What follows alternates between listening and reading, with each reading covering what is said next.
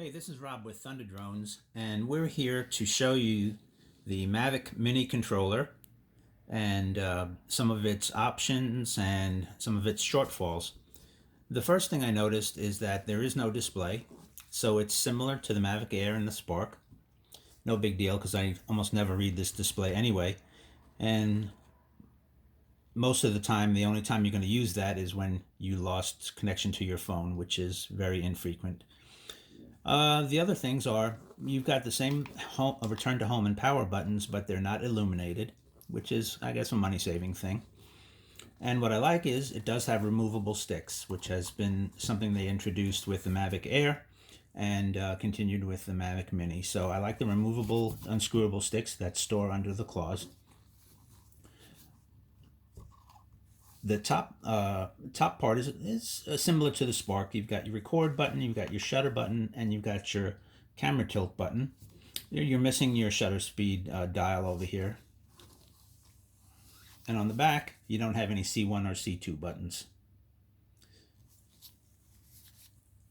I miss my 5-way button because I usually push that up to gimbal straight down, which helps me when I'm landing, but it only takes a couple of seconds for the tilt dial to get it down to 90 degrees down. Now, my biggest pet peeve about this controller, and I guess this is what you get when you save money, is there is no USB 2.0 port on the bottom. So what that means is that you're going to always have to use this port right here, this micro USB, to charge it and to get data from.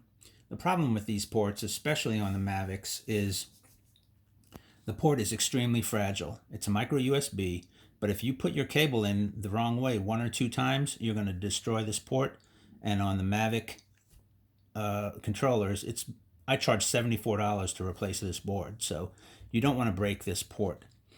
You have a few options. I never use the standard small cables that come with the Mavic. I use one of these, and these are available on Amazon, and I'll include a link at the bottom. This cable is a double-sided reversible USB cable. So what you do with this is it's impossible to put in the wrong way. You can put it in this way with the USB insignia on the top, like this, or you could put it in the other way. There is no wrong way to put this cable in. How is that possible, you think, right?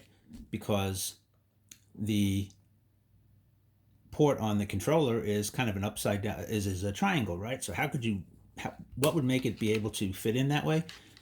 I racked my brain until I finally got the cable, and it's kind of like a polygon. If you could see that, the shape of it, it's really strange that this will actually fit inside of this port perfectly. So this is what I recommend to reduce stress and strain on this port. Use one of these cables, get it from Amazon. And the other beauty of it is you can use this and it will go straight to your device. The other end of this is the USB 2.0. But if you use an OTG cable that goes from here to a micro USB or a USB-C cable to your device, you'll never have another problem breaking this port unless you get really feisty and end up jamming this in too hard. This will never break your micro USB port. So save yourself some money, get one of these cables, and just bear in mind the limitations of the controller. It's a simple Wi-Fi controller. The range isn't that great. I find the range to this controller to be about the same as my Phantom 3 Standard used to be.